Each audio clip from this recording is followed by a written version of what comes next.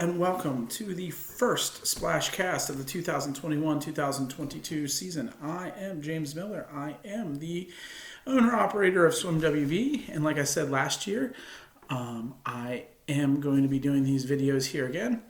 The delay, I do apologize for the delay. That had a lot to do with the fact that whenever I made this splash cast, it was over 90 minutes. I didn't think any of you wanted to listen to me talk for 90 minutes. So I just want to talk to you briefly about this time of the year in swimming. This is kind of the really awkward time. This is the time where you don't have a lot of invitationals. It's mostly dual meets. It's mostly starting it up. There's a lot of teams that don't have their full teams yet because, as you know, you have to have 12 practices before you can swim. And even if you followed the rules, you have to get that 12 in there, and it's really hard to get the 12 in. So this is this really awkward time where there's a lot of invitation. There's a lot of dual meets. And it's right before Thanksgiving. And as I always told my swimmers, basically, none of these times are going to be your best times. And if they are, we really didn't have a very good season. So it's always a stepping stone. So this is pretty much the stepping stone meets. What I'm going to be doing today is I'm just going to be going over all the scores that we had for the first 2 weeks. I will be talking about the West Virginia Wild Invitational on a different splash cast. I've divided these up. So without further ado, let's get to the girl scores. And then you also get the standings at the end, and there's also something new coming up. So here we go. All right, on to our scores. We will start with Notre Dame, Liberty, and Robert C. Byrd, with Notre Dame narrowly edging out Liberty by a point, 55-54, and beating Robert C. Byrd with only 2 swimmers at 24. Parkersburg South beats both Robert C. Byrd and Philip Barber, barely edges by Philip Barber by 1 point. And, of course, Philip Barber does beat Robert C. Byrd. Then we've got Morgantown over University, Liberty, and Doddridge, with the University finishing second and Liberty finishing third.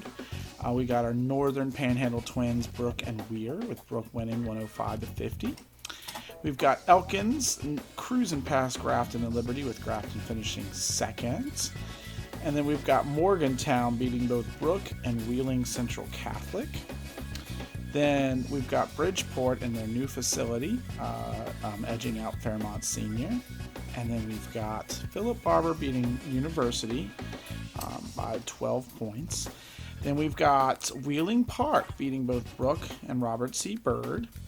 And then on to the Eastern Panhandle, where they had 2 sets of meets. And the first meet, Musselman goes 2-0. Hampshire goes 1-1. Hedgesville goes 0-2. And then in our second meet, Jefferson is the winner of the day, finishing 3-0, beating out Washington, who goes 2-1, Spring Mills 1-2, Martinsburg 0-3.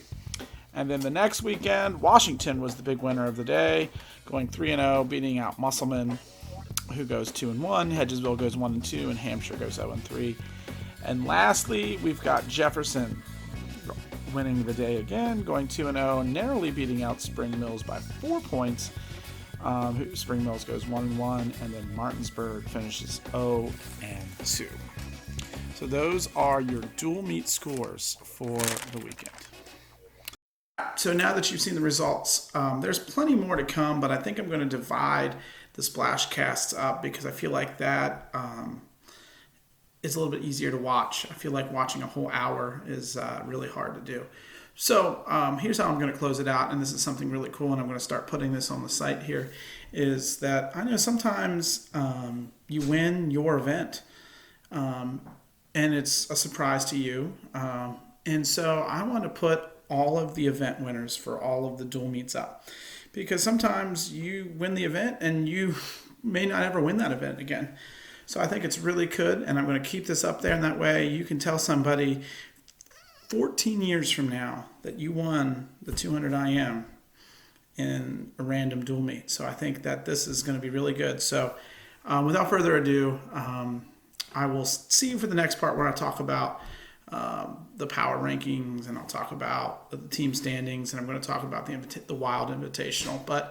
And then, of course, also I'm going to talk about the guys' side. So until then, here are the event winners.